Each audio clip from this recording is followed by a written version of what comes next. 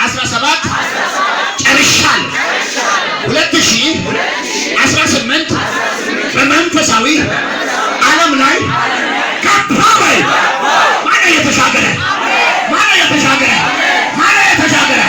ተሻግረሃል 5 ወሩን የሚቀድም መንፈስ ሰጠው ውሰደው መሻገር ሆኖልሻል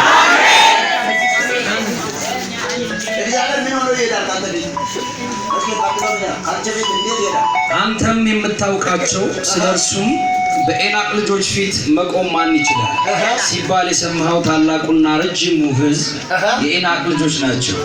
አምላክም እግዚአብሔር እንደሚባላ እሳት ሆኖ በፊት እንዲያልፍ ዛሬ እወቅ።